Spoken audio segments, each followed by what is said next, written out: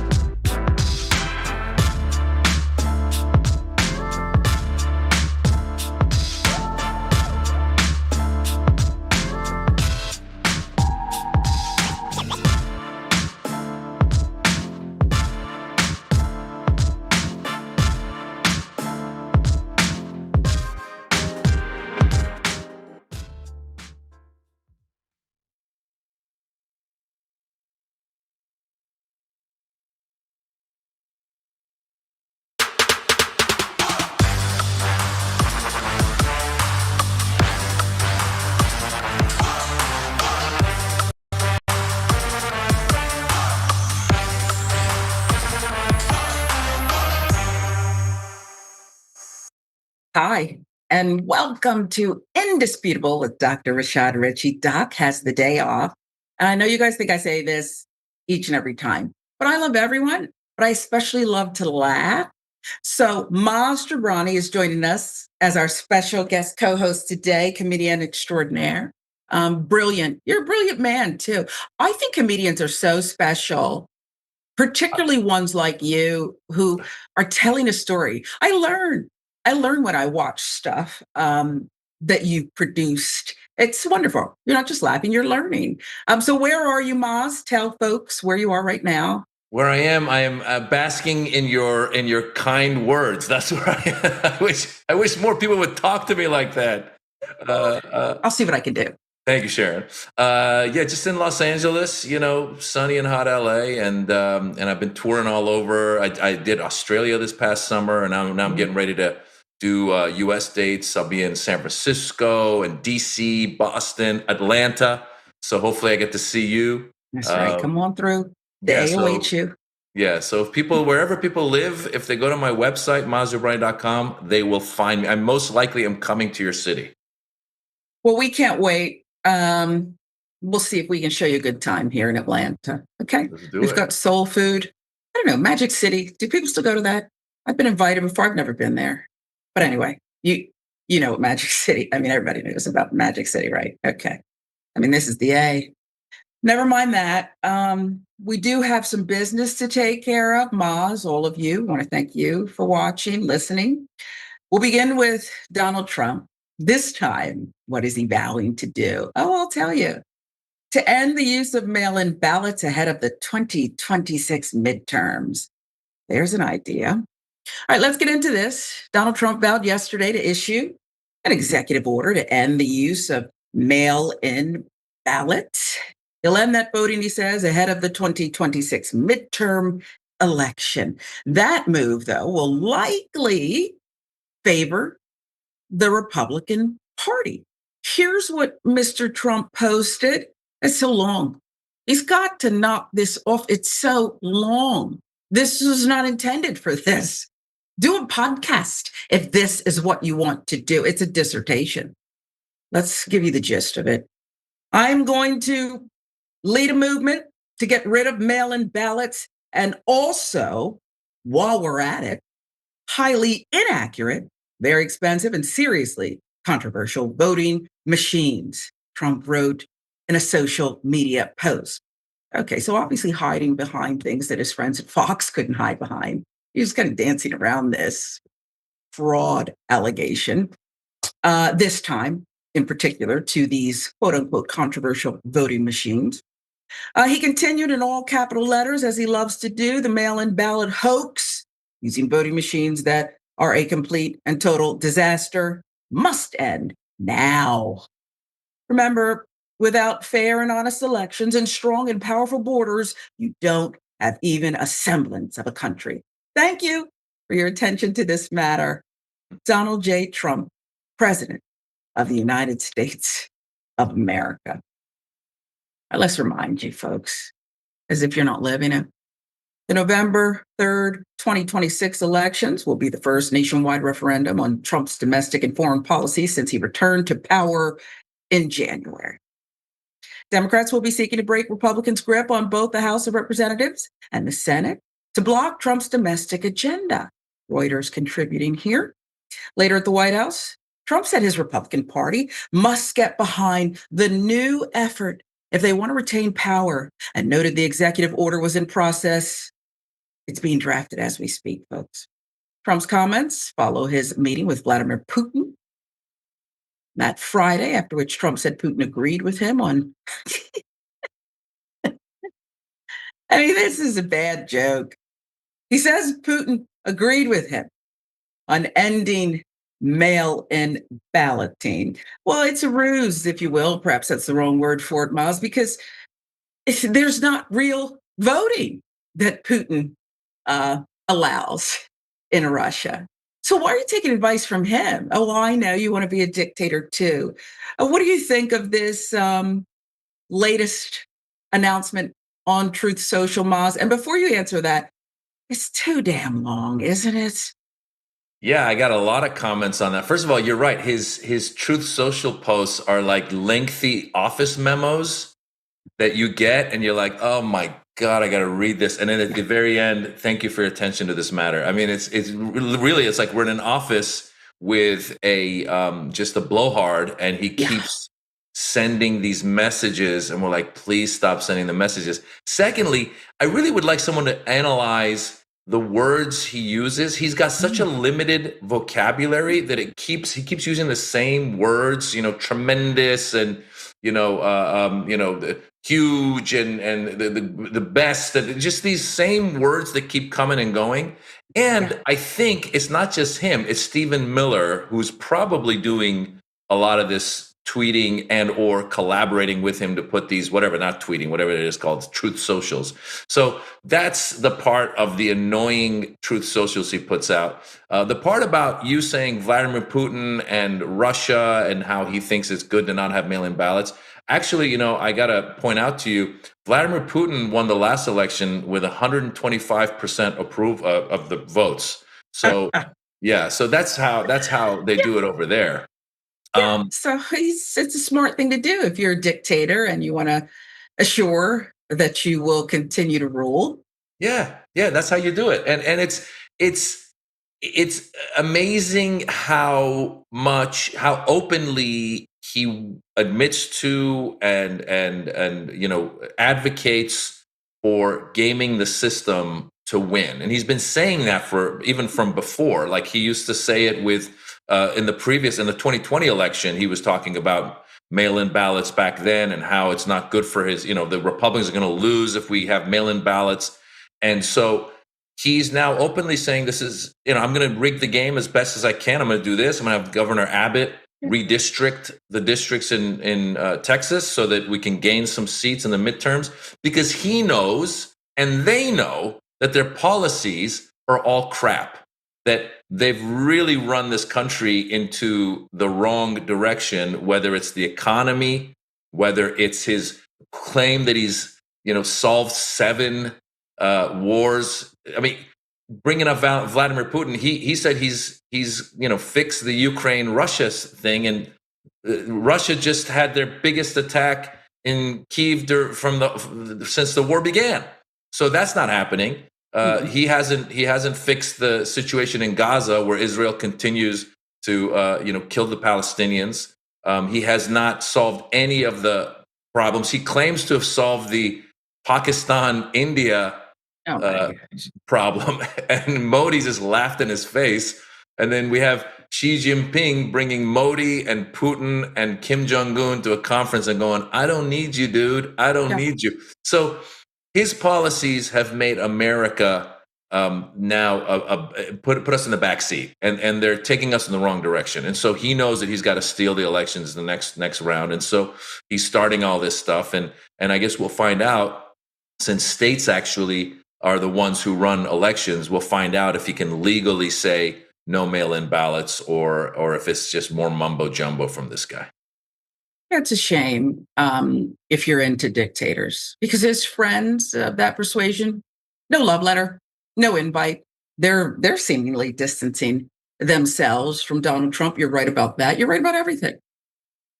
Who's behind it? Perhaps Stephen Face for Radio Miller. Okay, could be. But all of it, it's just all just poo-poo. You're also right about the limited vocabulary. And I haven't used what you used, what you call Trump blowhard. I haven't used that one in a while. So I like to cycle different things in and not just go with the same old thing. So that's a throwback that I think I'll pull out and use. Probably use it a couple times this week. So there's Donald Trump, another proclamation. This is what he's doing. We'll see what happens and how he wiggles out of this or steals another vote. In the meantime, let's move on to the DEA. Drug Enforcement Agency stops a Black man at an airport for, well, he looks suspicious. I want you to take a look at him. He looks suspicious. That's why they stopped him. But does that mean that they had to steal $8,000 from him too? Let's find out. DA stopped Brian Moore Jr. at the airport, and they took his money, then had him board his flight anyways without ever charging him. They just kept his money. They're the DEA. They can seize things, in this case, $8,000. Georgia man won a legal battle against the federal government after the Drug Enforcement Administration, DEA, seized thousands of dollars from him at Atlanta airport. Why? Because he looked suspicious. Thank you to Atlanta Black Star for the details here. Brian Moore Jr. was about to catch a flight to LA. This was in March 2021. DEA agents stopped him after witnessing what they believed to be suspicious behavior, court documents state.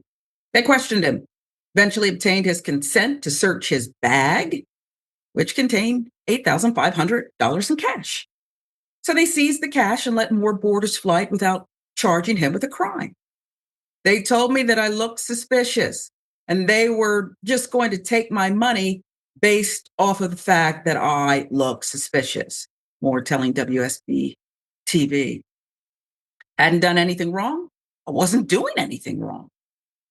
Agents would claim they suspected the cash was tied to illicit drug activities.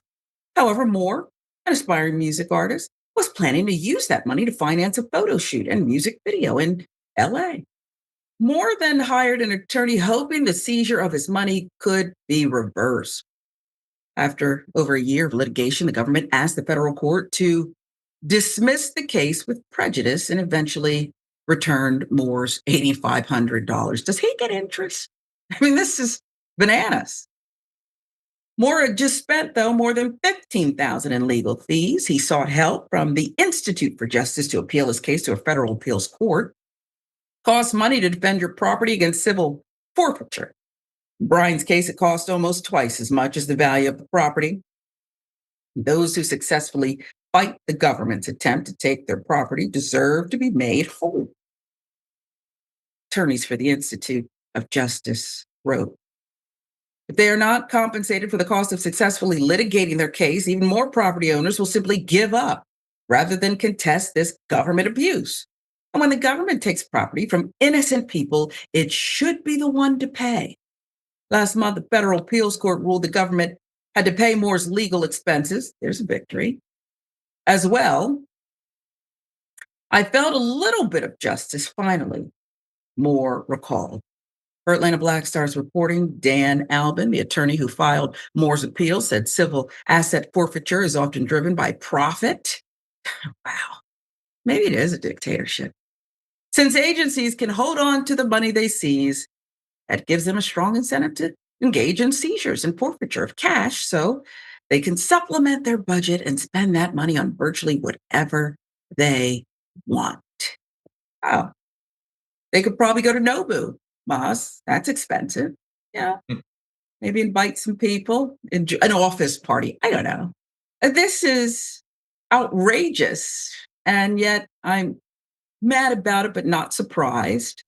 I don't understand why this man isn't compensated. He's not getting the legal money. He lost interest on his $8,500, aggravation, stress.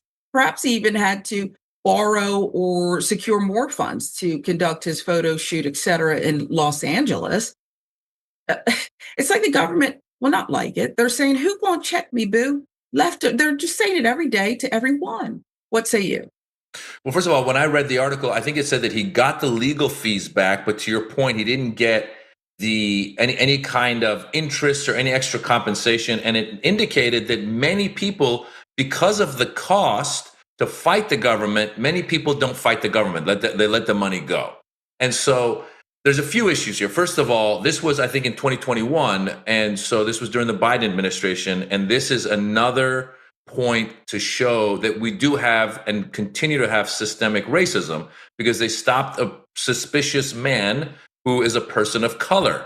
The same way now they're going around and stopping suspicious people who are people of color, and they're saying that you're probably not a citizen, and they're arresting them and taking them away. So this is a systemic thing, and I function under the belief that our law enforcement has some protocols that they have to abide by. And I was under the impression that if they seize something like that, you would think them investigating to see if it's legitimate or if it's illicit. You would think that they could do that in a 24-hour period, just a Google search or a couple of things and go, oh, this person is not the person we thought they were or whatever. But here we find out, no, they're actually taking the money and they're keeping it to go, to your point, to Nobu or wherever they want to go to. And this is a loophole that they should not be allowed to have. And this gentleman here should get interest on this money that sat there for that long. Like, how much would it have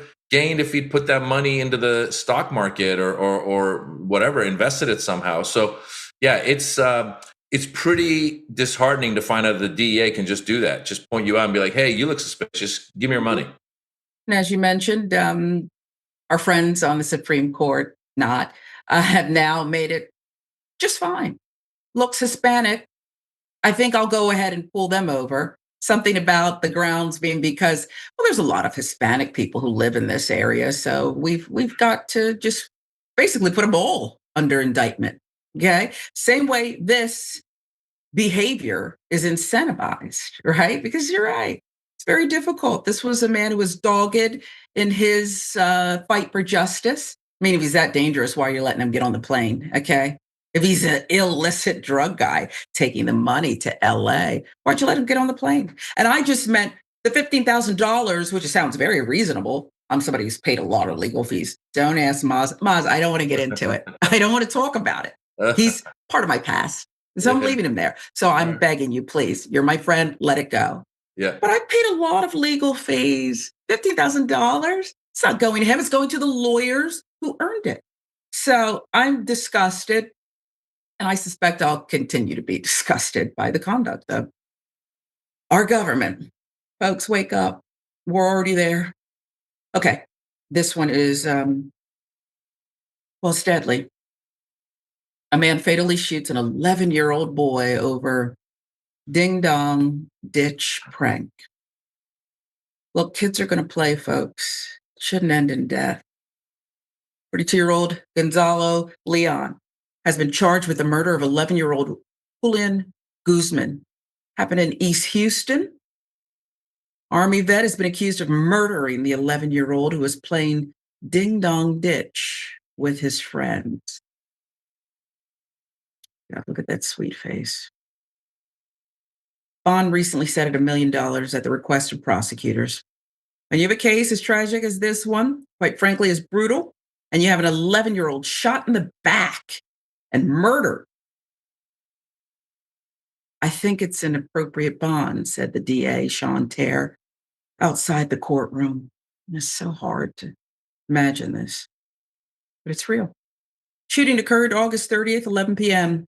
Court documents cited by local news outlets say Guzman, his cousin, some other friends were at a relative's house attending a birthday party that night. They got bored. They decided, well, to do what so many kids do. Ding-dong ditch around the neighborhood. Guzman's cousin said he saw Guzman knock on Leon's door several times, then run away. After knocking on his door one final time, he saw a man in all black exit the home nearby the home's gate, and he was armed with a pistol. The man who exited the gate fired his pistol once into the ground, then once more at Guzman, investigators say. His cousin said the second shot hit the 11-year-old. He fell to the ground. He cried out in pain. He called for help. Family member said, the Army vet dragged the 11-year-old away from the home because he thought he was paralyzed. The neighbor also rushed in to lend a hand. The cousin said that as he helped Guzman, Leon just slowly walked back into his home. Guzman was rushed to a local hospital where he died. An autopsy determined he died from a gunshot wound to the back. Leon was detained. He was questioned by police on the day of the shooting, but was subsequently released. After the case was elevated to a homicide, he was arrested days later at a hotel outside of Houston where he went with his wife and their young child. We believe that this is an intentional and knowing act. This wasn't reckless. This was a direct shot to the back of an 11-year-old who was running away, hence the murder charge. Police searched Leon's home. They recovered more than 20 firearms, including AR-style rifles, shotguns, and pistols. U.S. Army spokesperson said Leon served in the Army as an infantryman, August 2013 to December 2016, and in the Texas National Guard from December 2016 to May 2021. He was deployed to Afghanistan once From November 2014 to April 2015, he left the Army in the rank of specialist. Prosecutors said Leon was once charged with making terroristic threats in Harris County, but defense attorneys say that case was dismissed due to mistaken identity. Leon's lawyers say their client has no prior criminal history. His family shared in a fundraising post, "I will forever love you, my boy. You're gone, but never forgotten."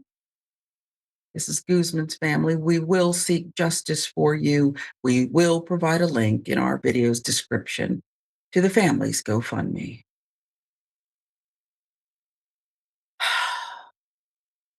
So, Maz, tragic things happen.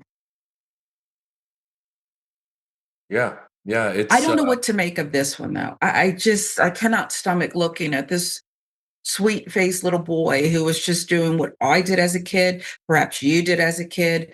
It's what kids do. It's annoying, but I just, I just don't get it. You take it away.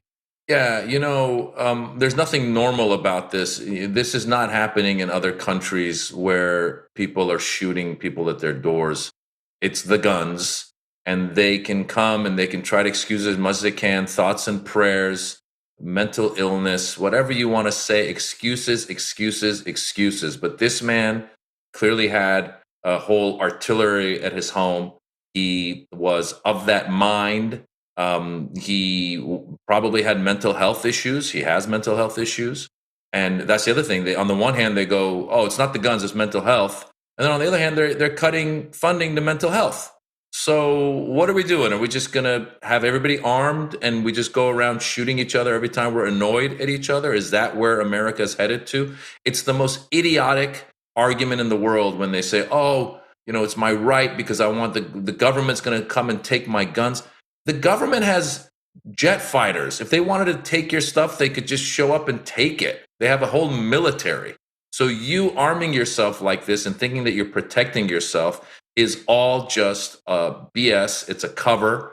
The truth is too many guns, too much access to guns, not enough mental health resources, not enough recognition of things, of somebody going the wrong direction. This gentleman, clearly, when you're starting to collect that many guns, we should live in a country where if someone's owning that many guns of that many different varieties, that they're on some sort of, a little red flag gets raised and someone goes, "Hey, are you okay? Are we good?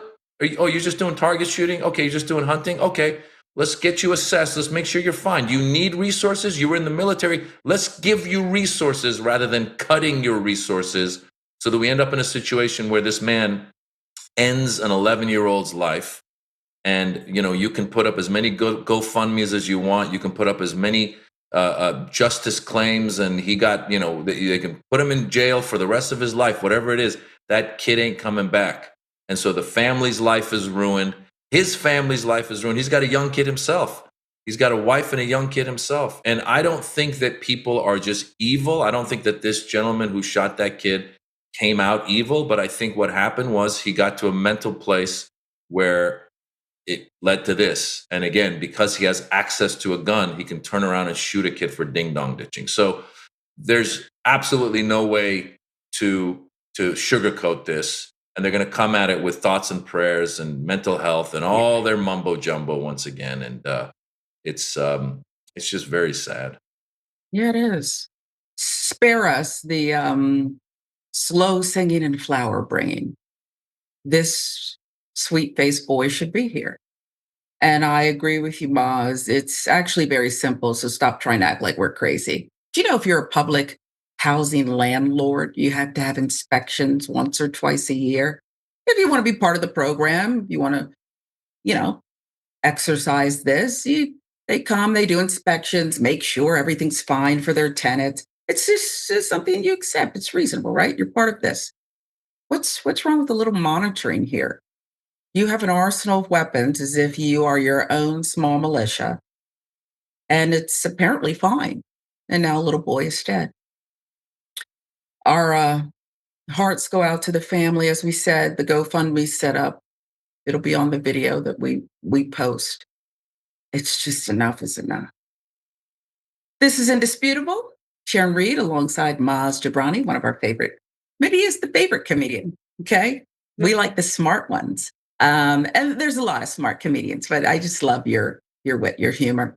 In for Doc today, who has the day off, minding the store for him. Again, this is Indisputable. We're right back.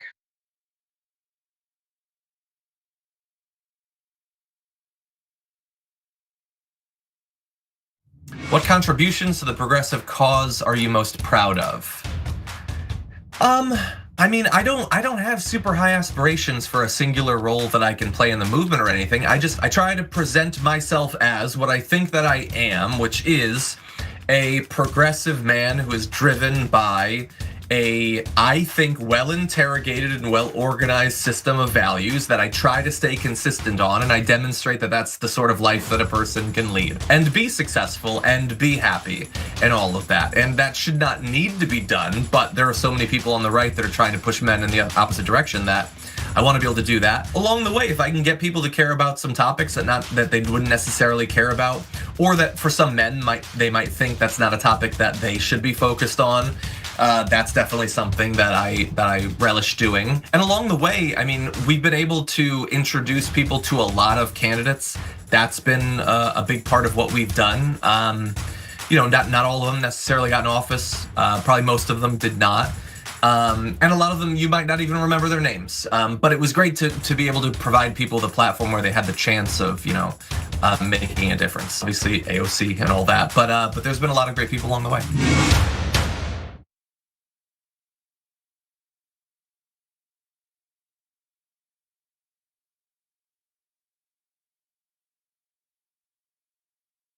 In the bonus episode for the members, we do some inside baseball. We're gonna look at John's desk. Nice little spaceship here. Nerd. But it is kind of look cool. Who has Legos? Oh no. He's taking apart a keyboard. Who has a mouse pad that's this big? He's got a dog with a nose that you can hang something on. You know what this desk screams to me? Nerd.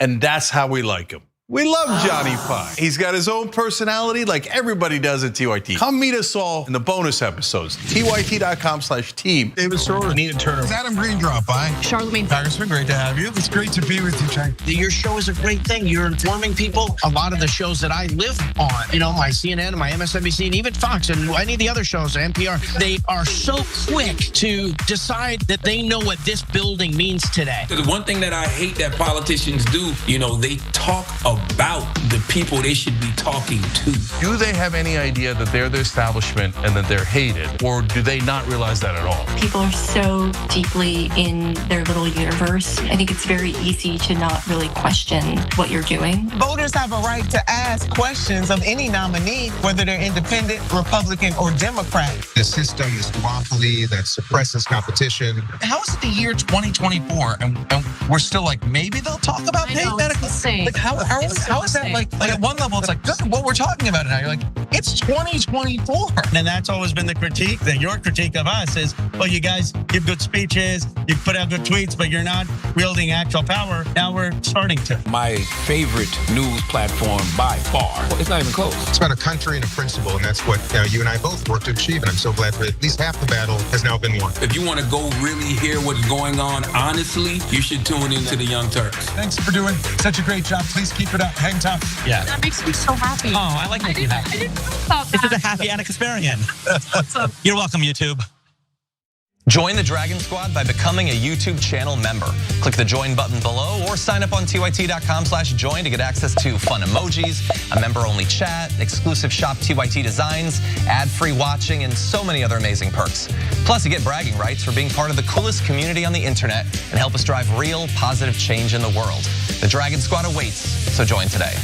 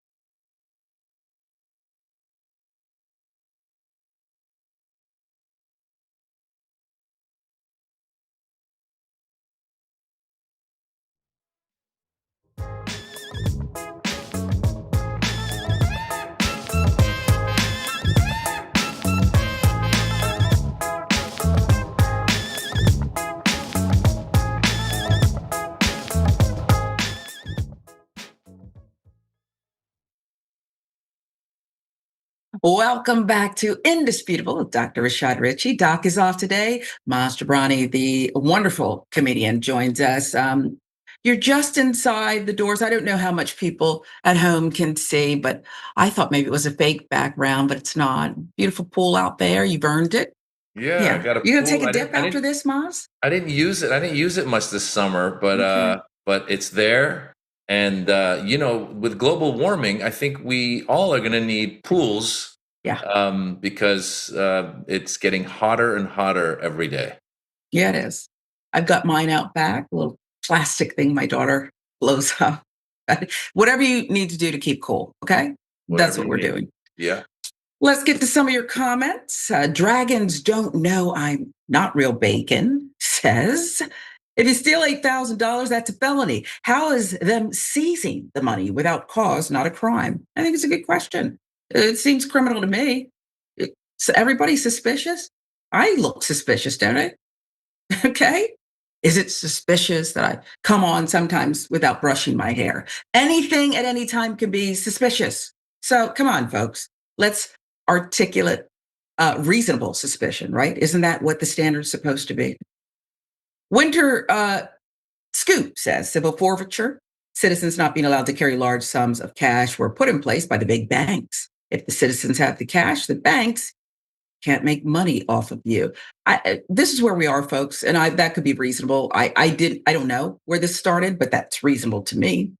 Guam will capsize, Dragon says. Is ICE doing this on their raids, stealing people's cash? Well, they're scooping up American citizens sometimes. We know that.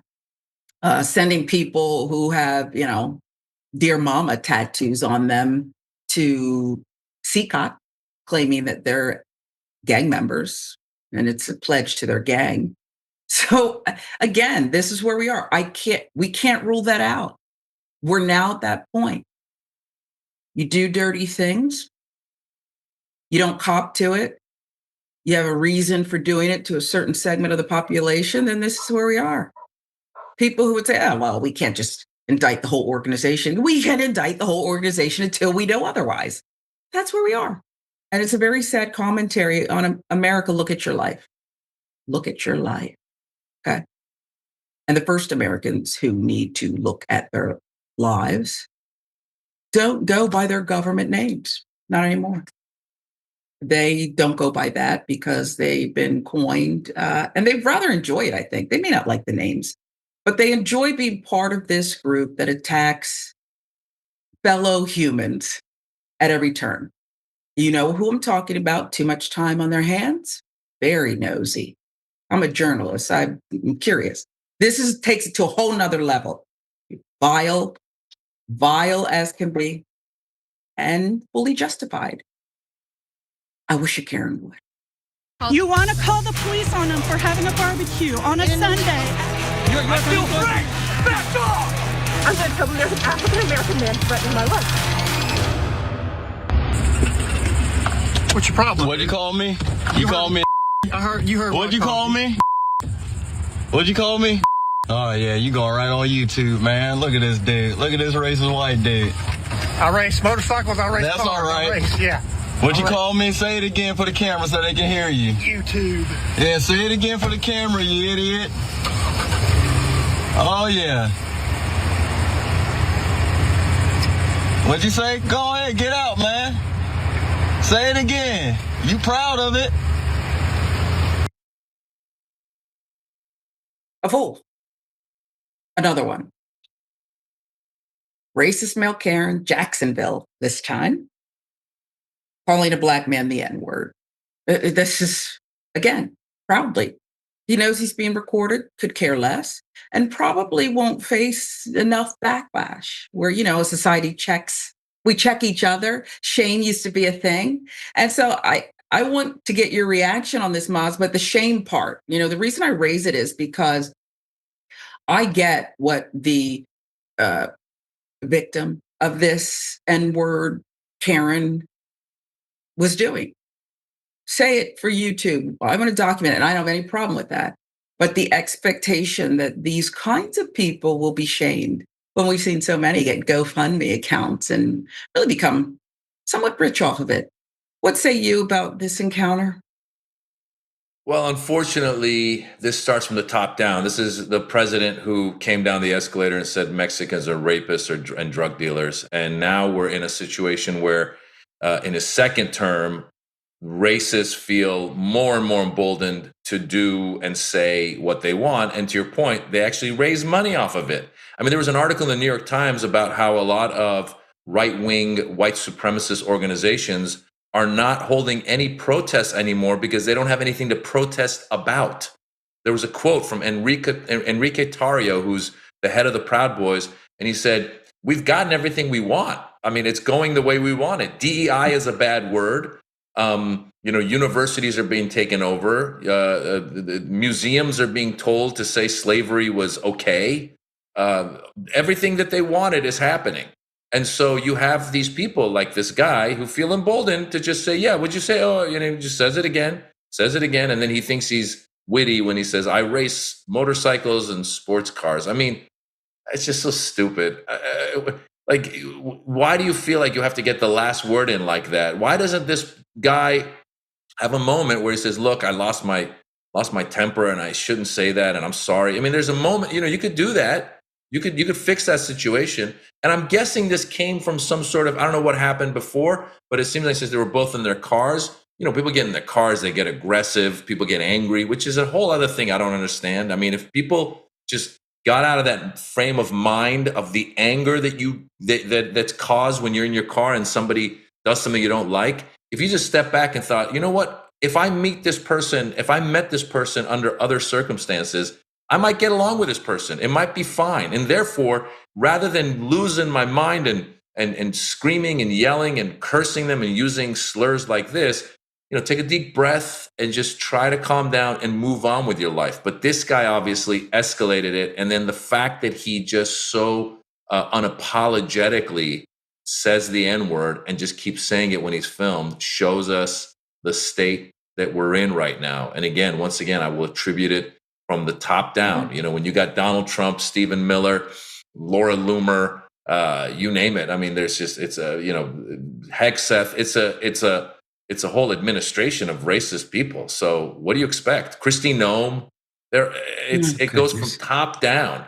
And, it goes to what Trump's doing with all these cities. He's going after all the Democratic cities and he uses all these, code words, saying, crime is up because of, these animals. The words he uses are all, I mean, he said immigrants are poisoning the blood of America. I mean, it comes from racism. It comes from far right extremism. It comes from Nazi ideology, and they're now back at it. Proudly back at it. I think you're absolutely right. I mean, look at everything that they're doing. Remember the person connected to Breonna Taylor's death. Oh, we want one day in prison for the offense of that officer. It's telling us what you think. And now people scream out to Maz's point, oh, come on, Maz. You can't blame Trump for this. It was always here. Yeah, okay. But the high-profile nature, the reveling in it, the loving it, to branding it, make America great again. Well, this is what he's talking about, I think. This right here says it all. Says it all. And there's no escaping it. It seems, Maz, no matter where you are, perhaps you're at work doing your job and you think it's going to be a routine encounter, but then it's not. And that brings us to this one. The Bear actress, Ayo Edebiri. Sorry if I butchered it, but wait till you hear the details. Disrespected by Italian reporter. Watch. What we lost during the politically correct era and what we have to expect in Hollywood after the Me Too movement and the Black Lives Matters are done. The two of you, Andrew and Julia. Well, okay. Can you repeat that? And I can, with your sunglasses on, I can't tell which of us you're talking to. So the question was for Julia and Andrew. Now that the Me Too era and the Black Lives Matters are done, what we have to expect in Hollywood, and what we lost if we lost something with the politically correct era. Well, It's I not didn't. done. Sorry, I know that that's not for me, and I don't know if it's purposeful if it's not me, but I just am curious. I don't think it's done. I agree It's with not you, Jim. done. I don't think it's done at all. I think maybe hashtags might not be used as much, but I do think that there's work being done by activists, by people every day. She did exactly what I would have done. I'm just going to butt in and answer anyway. Hashtag, perhaps it's lost in translation. Her English seemed good enough to me. I don't know. So there you have it, according to the Griot, during a press junket at the Venice Film Festival that featured Ayo Edebiri, Julia Roberts, Andrew Garfield, a reporter named Federico Polidoro asked only Roberts and Garfield for their opinion on the way Hollywood has changed due to the Me Too and the Black Lives Matter movements of the late 2010s and 2020. I mean, can't she even answer to, I mean, she's a Black and a woman. I don't understand. Neither did she. More specifically, the reporter asked, what have we lost in the politically correct era? And what do we have to expect in Hollywood after the Me Too movement and Black Lives Matter are done?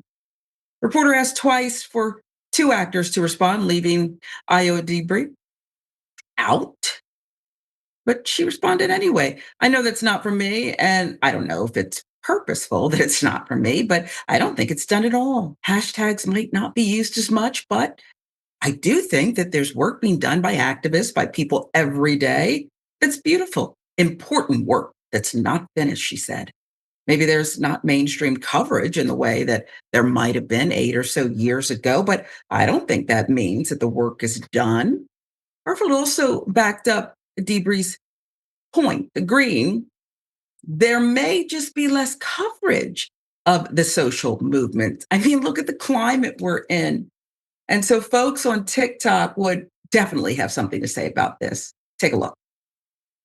The level of unprofessionalism and racism was strong with this interviewer at the Venice Film Festival for the After the Hunt press between Andrew Garfield, Julia Roberts, and Ayo Edebiri.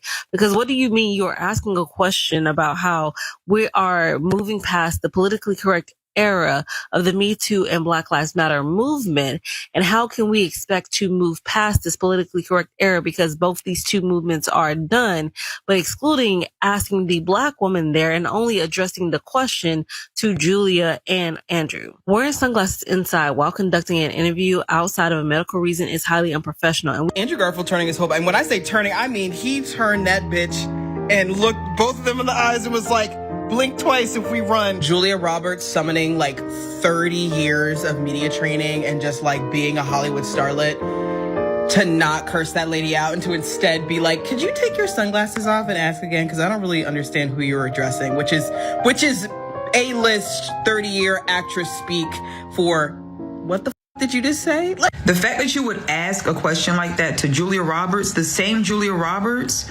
whose parents couldn't afford her medical bill when she was born, so Dr. King and his wife paid for it. Because if she would have known the history between Martin Luther King and Julia Roberts' parents, she would have never positioned a question like that to only her and Andrew Garfield. That's the perfect way to respond to racism, because racism is the most illogical, backward ass you could possibly do, think, or say. And so the way that they all were like, how is you good? Like that is the way to react. Yeah. That's how you react. And I can tell you how you should not react. I mean, I've helped some people who've been in some sticky public situations say, no, this is how you're going to frame that. Don't dare blame other people. Don't dare say, oh, I'm the victim. You're not going to turn this around, are you? Well, if you're stupid, you are. If you're defensive, you are. That's exactly what the reporter did, putting out this statement following the backlash. Maybe you agree with me, maybe you don't, but just take a look at it. Take a look at the response here. Following an interview, I have been subjected to personal insults and attacks because of a question that, for some reason, was not well received by some members of the public. I find it striking that those who unjustly accuse me of racism and consider themselves custodians of justice find acceptable violent language, personal attacks, and cyberbullying. I would like to clarify that rather than focusing on the thoughtful responses of Ayo Edebiri, Julia Roberts, and Andrew Garfield, the discussion continues solely on how I should have phrased the question. Okay, Federica. Goes on. All the contributions from those present were reported in full in the published interview without any omissions. To date, I am not aware of any protocol that dictates the order in which questions must be asked in an interview. Censoring or delegitimizing questions considered uncomfortable does not fall within the practice of democracy. Only the Journalists Association is authorized to evaluate the work of professionals in the field, not social media tribunals. I have to stop her right there. And that's probably the problem with so many journalists like Frederica. Journalism began as a blue-collar profession. None of this highbrow stuff. Ask Ben Franklin, okay? That's what it is. So for you to suggest that no one can evaluate your work, is it for public consumption? Then we're evaluating it right now, okay? And I'm going to try to be professional about it. I'll give you the rest of this.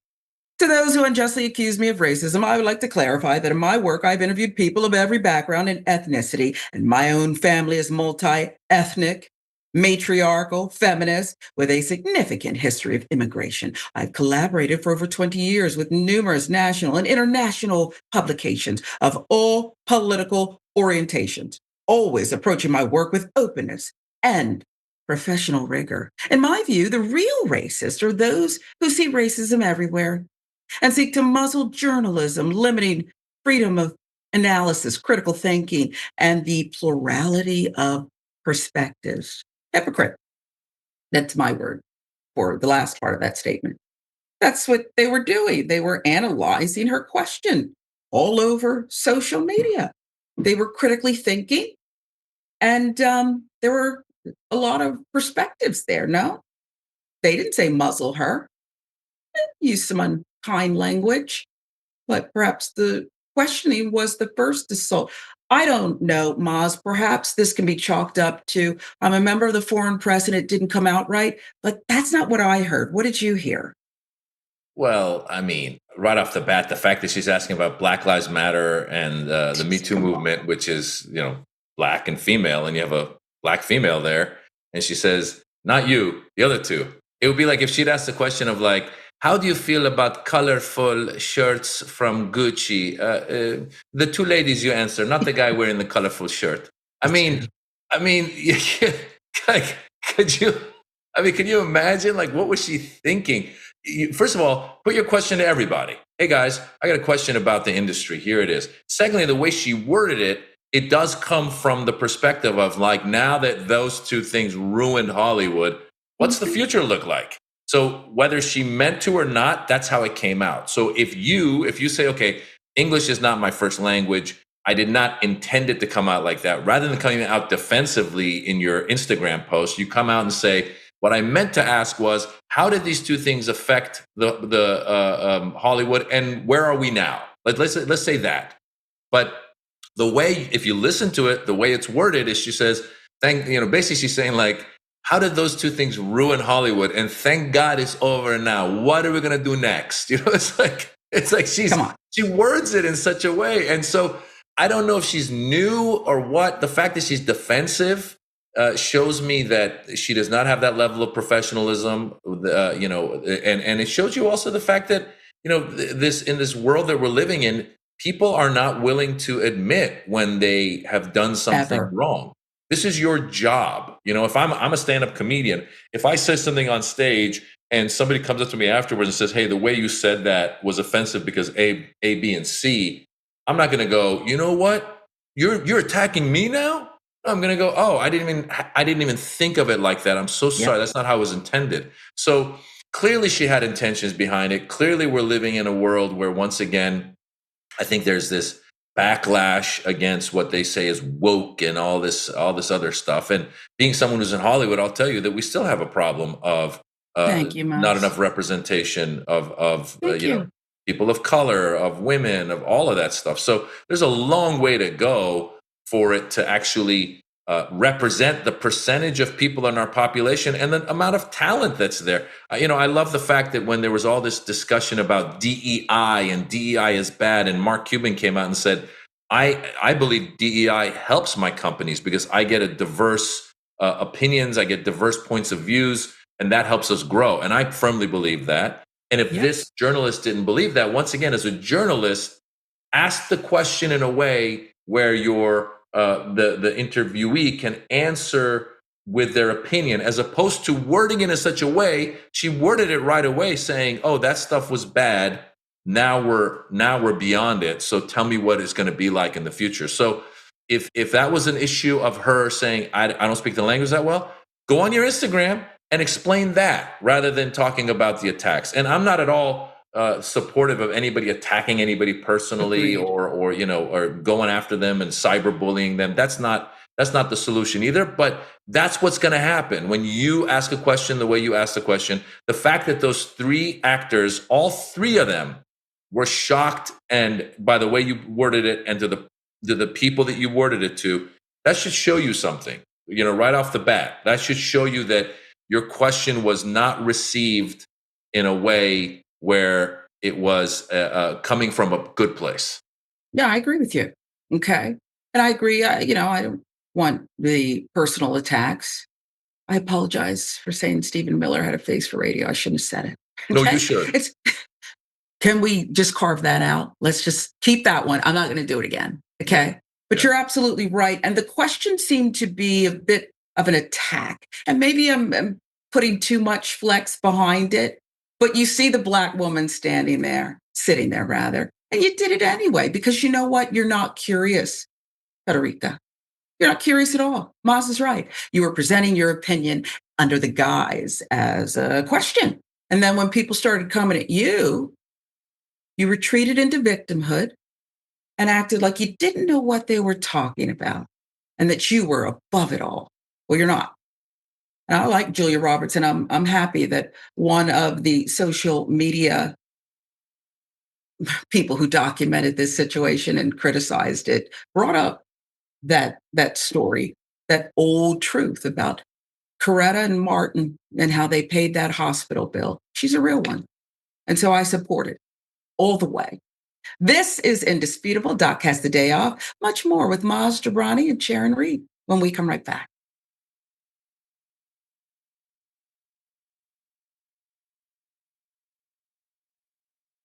There's one reason why healthcare is so messed up in this country, and that's because of our money in politics situation. Because those industries that are deeply corrupt can just simply purchase all of Congress. And then the problem never gets fixed because of that bribery. Mike. Yeah, I mean, it's greed, and it's the greed of politicians, right? I mean, so everything they do is dictated by the donors and the money. I mean, I shouldn't say that, not everything. A lot of what they do is, and I do think that there are people who do things in spite of the fact that they have to raise money and often don't get that money and often don't win because they don't, but are in there fighting for ideals that they believe in. Bernie Sanders is certainly an example of someone like that.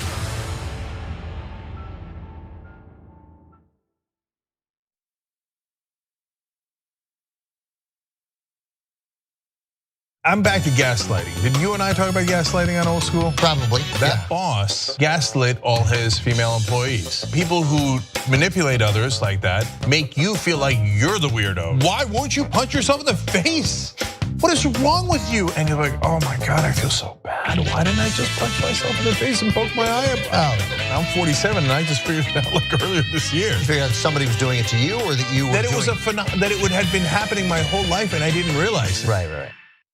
You want to know the 3 shows that I'm watching lately? Shogun, Anjin-san. Those guys are badasses. Then you go to the Duttons, Yellowstone.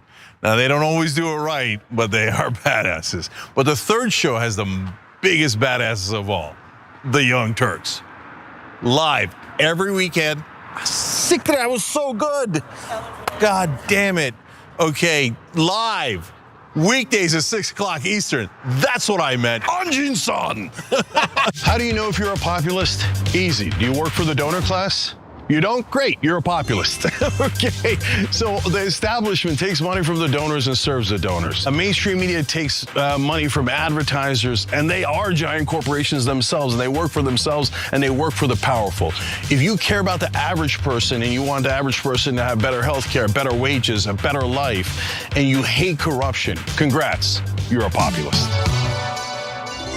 All right, Amazon Prime members, here's how you can subscribe for free on Twitch. Start by linking your Amazon Prime account to your Twitch account, and then click that little subscribe or resubscribe button below the stream on Twitch. Scroll down and select the subscribe free with Prime button, and then you're finished. Close out immediately and share your little subscription alert with the chat. Send a cute message along with it, and bathe in the sweet, twitchy, Bezos-funded love. Hashtag Bezos Bucks.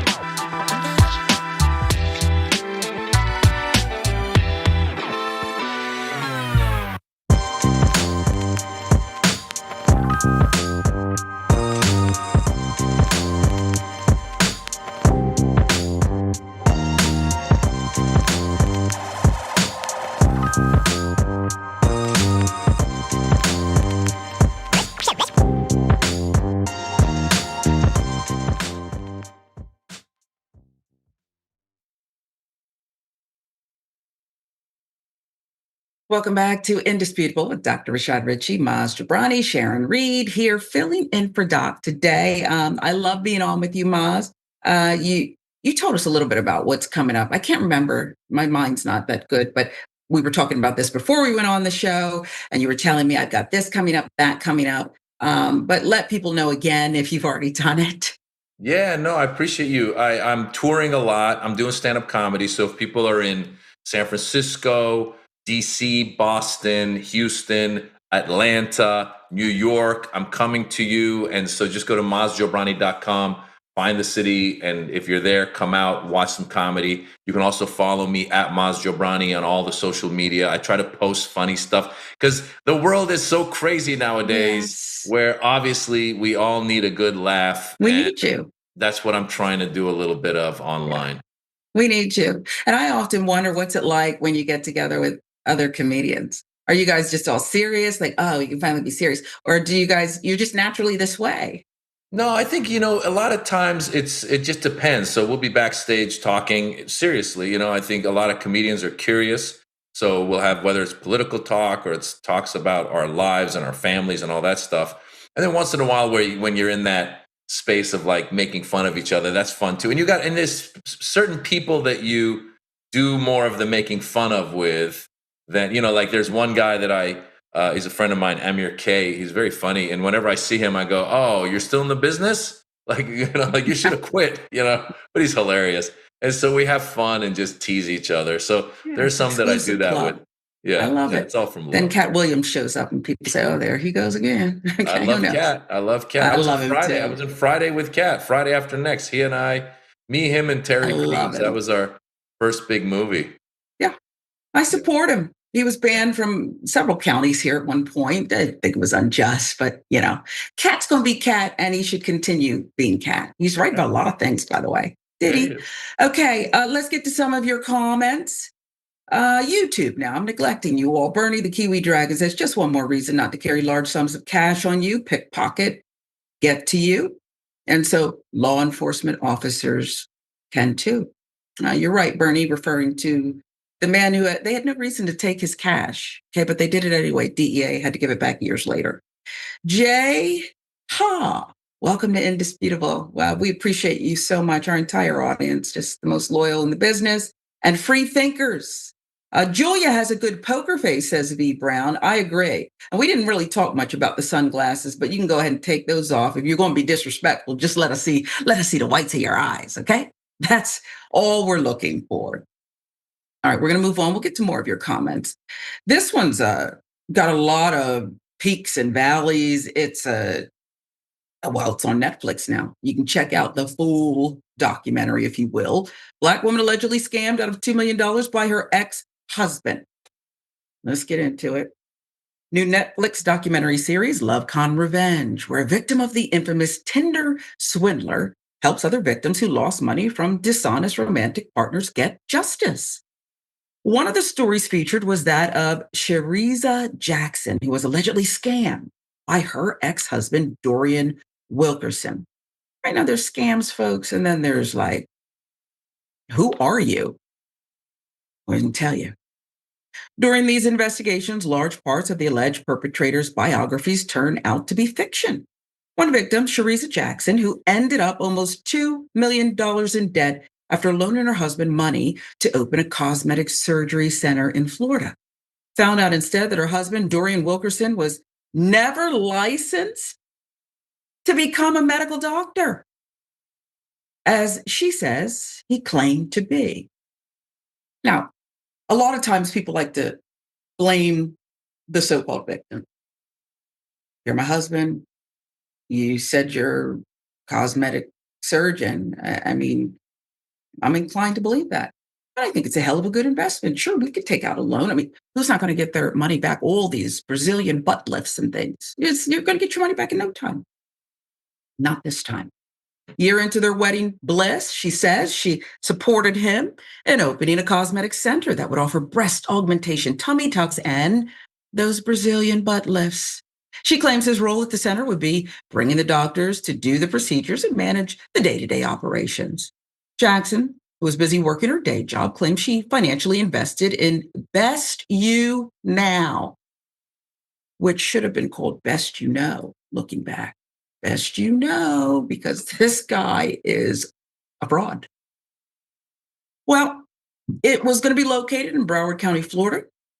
At his insistence, she allegedly gave him the funds to get started by emptying her savings account and 401k. She estimates this figure overall grew to as much as $400,000.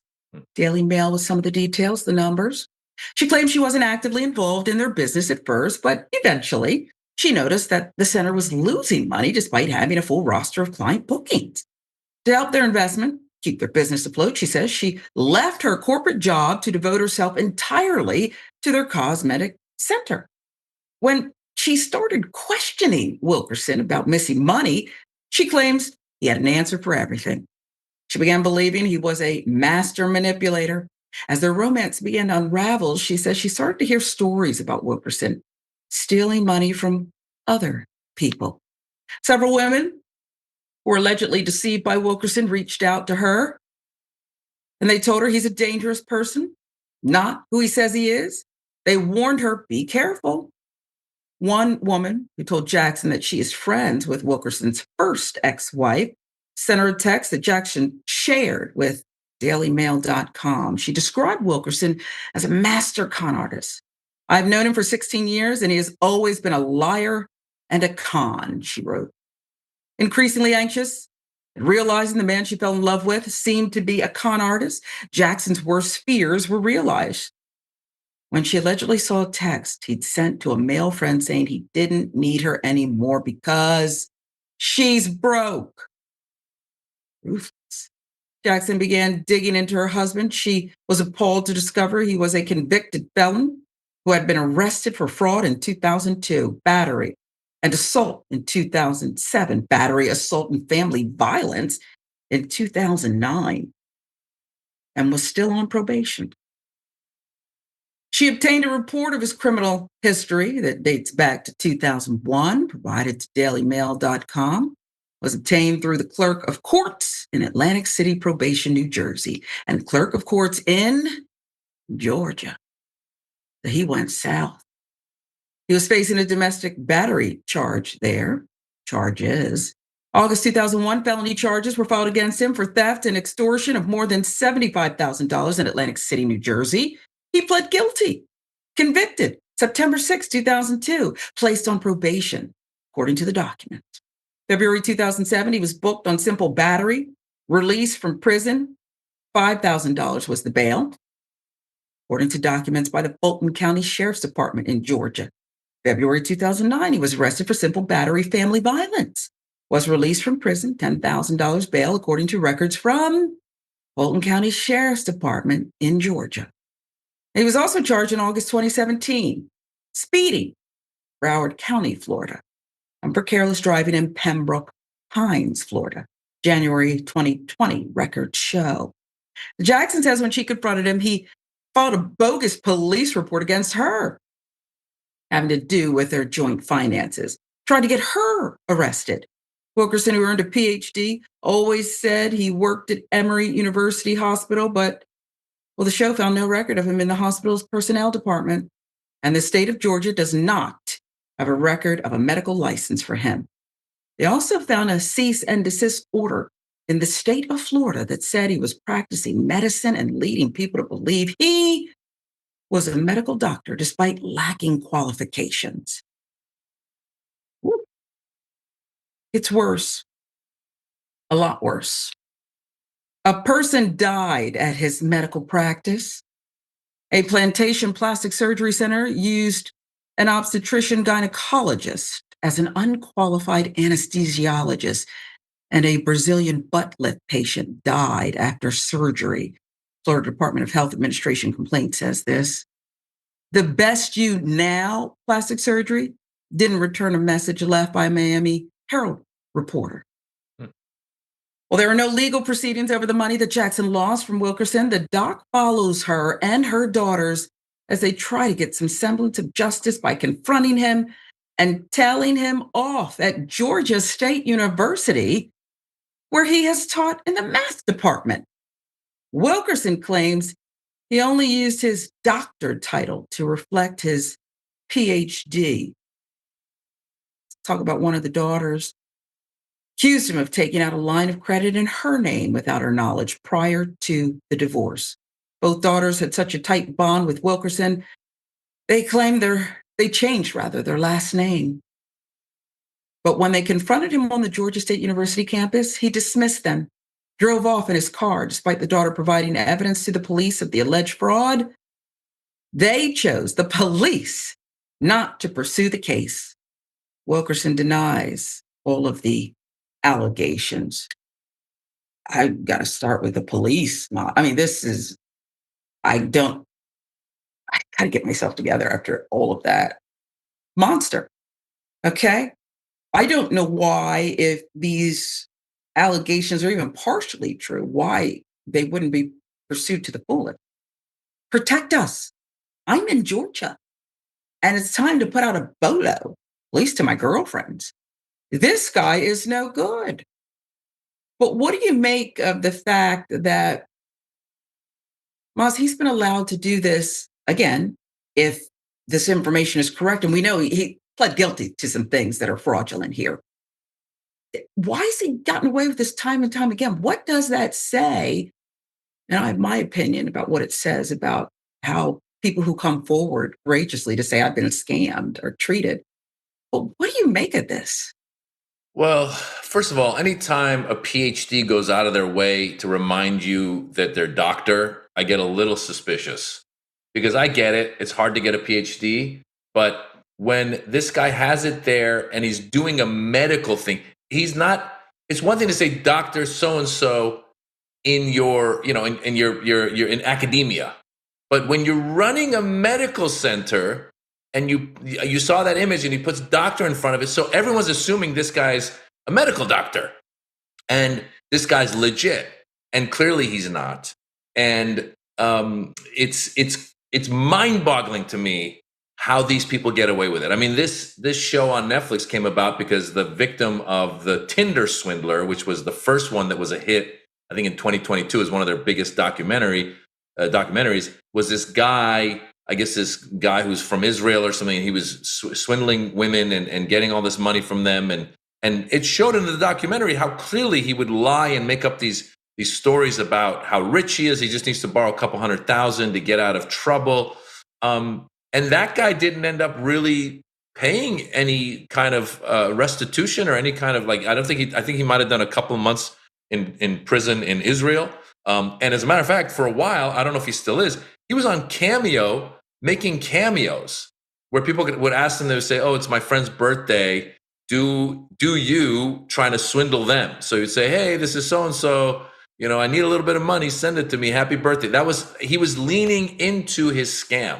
And so, of course, we're going to have people like this out there. I mean, they're sociopaths, this guy living a double life. And to your point, you would think it would just take a phone call and you just call the cops and go, here's all of the proof of this guy stealing all this money. But we realize that it's not something that they commonly pursue. It takes a while. It's got to be a Bernie Madoff type of a situation where they go and they get these guys.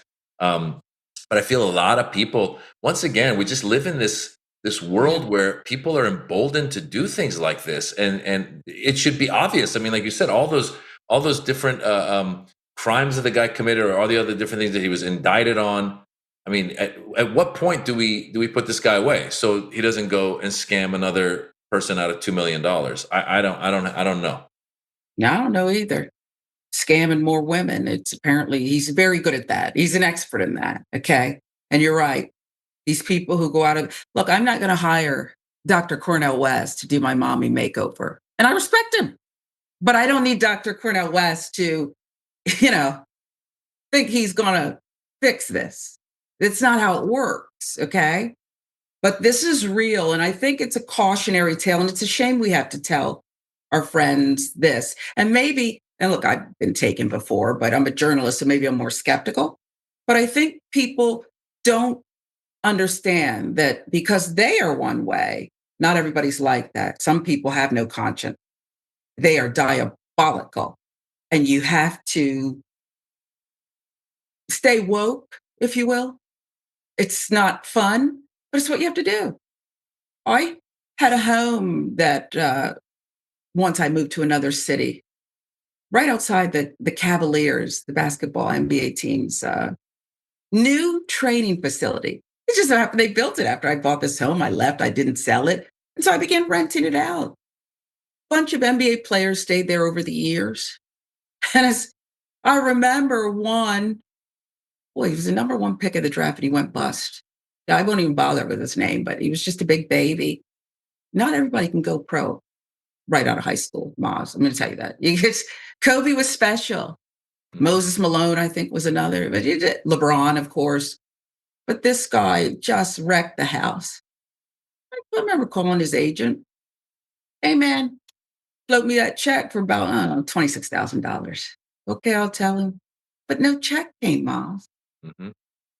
So I said, okay, let your boy know I'm going to be sitting courtside when they take on the Bucks. And I'll have the ball boy serve him in front of everybody. Do you know I got to check the next day?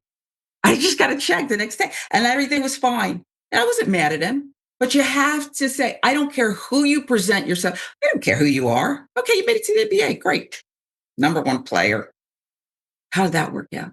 So I just think, well, number one, I don't even know why I told that story. But number two, I do think we have to stay woke and know that these kinds of people, they're out there. I'll give you the last word. Proceed with caution, right? That's what I should have said.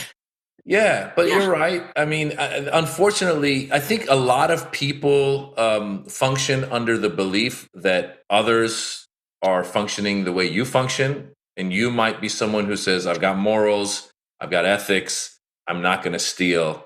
And therefore, you trust people too much. And I'm not saying you need to go around being skeptical of every person you meet. But if you're married to somebody, at some point, you should know a little bit about their actual shenanigans, their actual history, and the problem becomes these people are so manipulative that when you call them on it, they are very good at having an answer or twisting it. And you saw in your reporting that the guy always had a reason. And the fact that he got this surgery center and he lost money, I mean, that's like, Donald Trump losing money in casinos, right? I mean, who loses money in a surgery center? It's impossible. I guess these frauds. Yeah, these frauds. Yeah. And I know I said last word to you, but I also think, and I hate to do this because you're allowed to dream. A woman's allowed to want to be married, a man, whatever. You're allowed to want to have this fantasy and this dream and pursue it. And so it's not an indictment on her. It's an indictment on these losers with no souls out there. This is Indisputable. Dr. Rashad Ritchie, Maz Jobrani is with us today. I'm Sharon Reed. We're right back.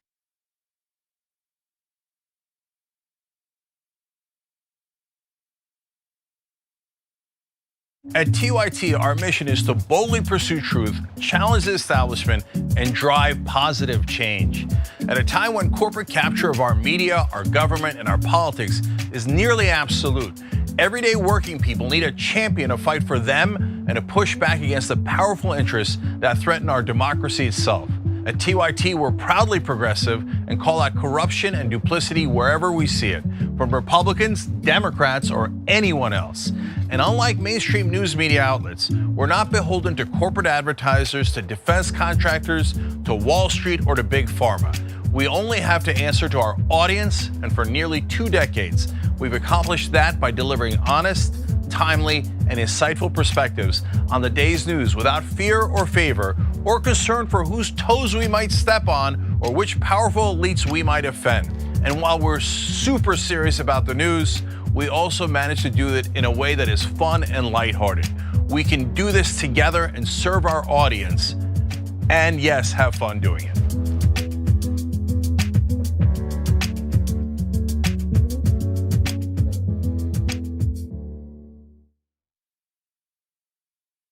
You are the media revolution. You are much needed. TYT, TYT.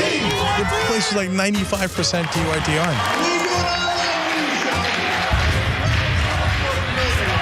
You guys, the Young Turks, which is my favorite channel, we're getting that message out. Tank and the Young Turks do an extraordinarily good job.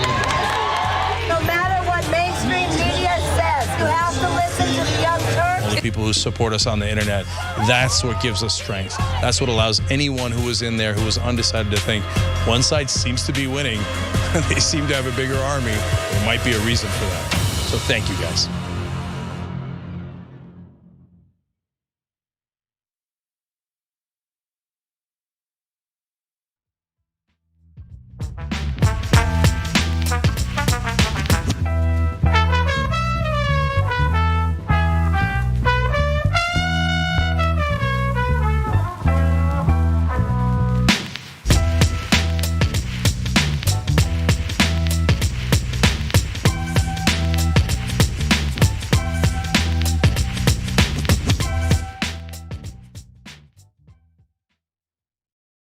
This is Indisputable with Dr. Rashad Ritchie, Sharon Reed alongside Maz Jobrani, our wonderful special guest co-host today, coming to a city near you. So check Maz out. You won't be disappointed. Some of your comments now, reacting to, again, this is just a mirror that Indisputable is showing you. This is your life, America. It's hard to look at, but it's real.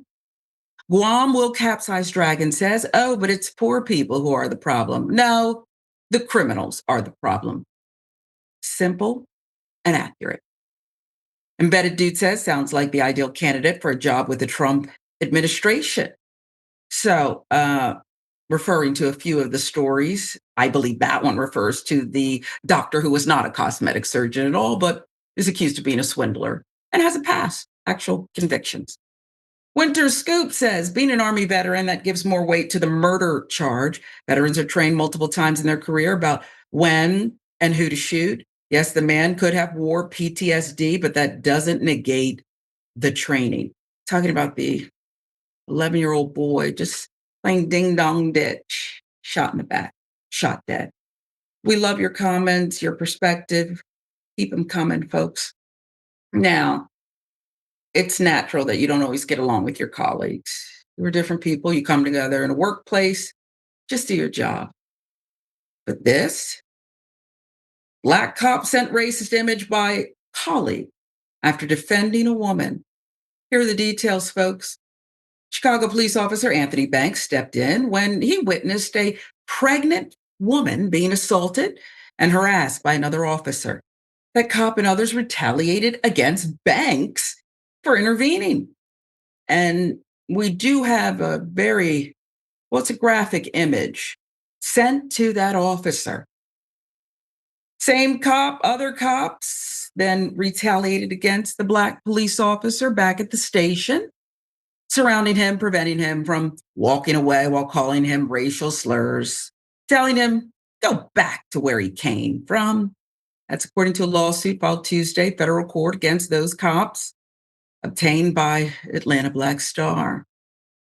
When Banks reported the incident to a commanding officer, well, I'm sure that ended it, right? I mean, you tell their superiors, and that's going to get people in trouble. The lieutenant dismissed his concerns, telling Banks that the other cops were angry at him because he intervened on behalf of the pregnant woman. Duh.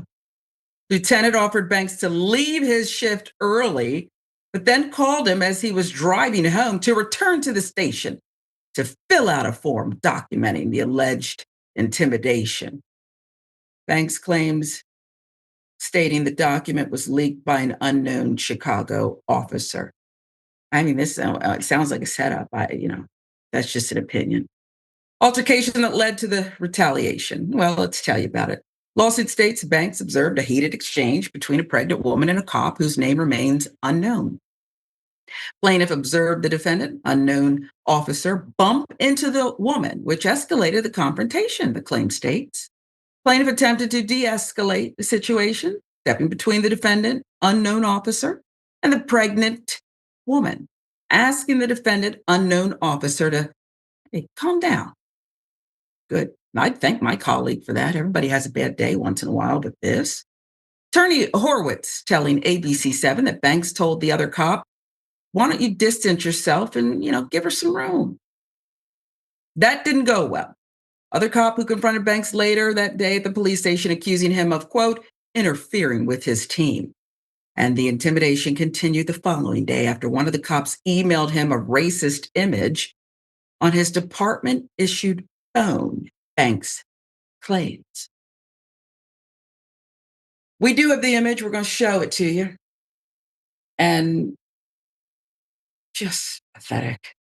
It depicted a caricature of an African American man with a gun in his mouth reading, when is a N-word the most frustrated? When he tries to blow his own brains out, the claim states. And just look at the image, the depiction of a black man. Never mind the vile, disgusting. This isn't just racist, right? This is violent. I think this is violent too. Statement from Chicago attorney Blake Wolf Horowitz. The image is the most racially perverse photograph of how an African American can kill himself, Horowitz told ABC7. It is a 1950s Mississippi type of representation. More about the suit. It describes the rest of the retaliation against Banks. Several more cops then surrounded Banks, letting him know he was not free to leave. Go back to where you came from, one cop said. Another cop told him, go back to the 3rd District, which the lawsuit describes as having predominantly African-American officers. Nah, N-word, another cop mumbled under his breath. 2 police sergeants who witnessed the intimidation then intervened, telling the cops to stop intimidating him. Banks reports. Banks then reported the incident to Lieutenant Harrow, who dismissed his concerns, sending him home early. He then took a medical leave of absence due to, quote, emotional distress, trauma, fear for his safety, the claim states. Banks returned to work on July 1, but was transferred to the police department's 6th district, ABC 7 reported. Listed as defendants in the lawsuit along with the city of Chicago are Lieutenant Nero and 2 cops with the surnames Venegas and Walter, as well as several unnamed officers, including a sergeant. However, Nero is actually Lieutenant Neri Haro, according to the Chicago Sun-Times. Lawsuit accuses the cops of violating Banks' 4th Amendment rights by surrounding him, preventing him from walking away, as well as racial discrimination and false imprisonment. Serious in so many ways, this is dangerous in so many ways. If any of this is true, damages, and I don't know why people like this are on the force or even being defended. Maz, I wouldn't want to work alongside people who I needed for backup, assistance, and perhaps a life-threatening situation. I wouldn't want them backing me up. I wouldn't believe they would if I were Mr. Banks, who filed this lawsuit. Your reaction? I mean, it sounds like an old 70s cop film where there's racist cops going after the, cop that's a person of color. I mean, that's what it feels like. And to those people who say that we are past racism, we don't have racism, here's case in point. I submit this for the jury to look at. I mean, it's there, it's alive, and this is what Make America Great Again is what they wanted, right? To be able to do things like this. I mean, it just blows your mind that these guys are all cops together. People work together all the time. People don't have to get along all the time. And when you have a dispute, you go to your superiors, you deal with the dispute, you get it resolved. But these guys felt emboldened enough to send him that racist image and violent image from their own phone. I mean, it's unbelievable. So clearly this precinct has enabled this type of behavior in the past, and they have enabled it here again. And what's this cop's crime? He tried to de-escalate a situation. More cops need to learn how to de-escalate situations rather than escalate situations. If that were the case, we would have fewer shootings of people of color that were pulled over for whatever, a traffic violation or whatever. And so it really goes to show you, I mean, and then his lawyer said it's like 50s Mississippi. It really is I feel like we're going backwards, and I feel like institutions are enabling this. So you need to have this precinct, and just all of these police departments need to really wake up to the fact that this exists, this racism exists, and it's completely unacceptable. And what we said on an earlier story, these types of people then go and they raise money on the back end on a GoFundMe after being racist. So it's mind blowing. And I think if I were a cop, I would be angered, because I would say this is ruining the image of cops. Yeah. Cops that are saying, oh, we're here to help, we're here to do community policing. Well, less and less people are going to trust you when you're doing it to your own people. Crazy. Okay. You're absolutely right. 100%. What about the citizen too? I don't know what that encounter was about, but you're right. Unless you like a violent encounter and you live for this stuff, you kind of like a little control. Why wouldn't you de-escalate? Why wouldn't you want to de-escalate? Oh, because this is perhaps who you are. And those who engage in this intimidation, they got to go, right? Whether they will or not, or they'll be protected, fine. But if I'm the chief, if I'm the mayor, all of those who are in power positions, hierarchy, you didn't just allow this hostile work, you're inviting it. And I wouldn't go for that morally, but you're also costing us money. You're costing the people of Chicago who depend on us money. Why doesn't Trump send in help for this, to clean this up? You going to clean this up? Or are they going to continue to guard the Chick-fil-A in DC at Union Station? Auntie Anne's Pretzels is there. Is that what you're guarding? And I don't blame the National Guard, but this is a sickness. It's not a bad apple, although they do spoil the whole bunch. This has been going on. You know how we know? Because we know. Look at your life, America. Maz, again, tell people where they can find you and your great work. I'm touring all over the country. I'll be coming to San Francisco, Washington, D.C., Boston, Atlanta, Houston, New York, Connecticut. Just go to mazjobrani.com, find my tour schedule, come out, have a laugh with us. Let me know you found me from TYT and Indisputable when you come by. We do meet and greets after the show, so let me know you watched the show. And you can follow me at Maz Jobrani on social media. We love you. We appreciate you. I'd love to see you handle a heckler. Right. This is Indisputable. Thank you so much. We appreciate you for watching. We appreciate you, Doc, and we hope you'll join us again.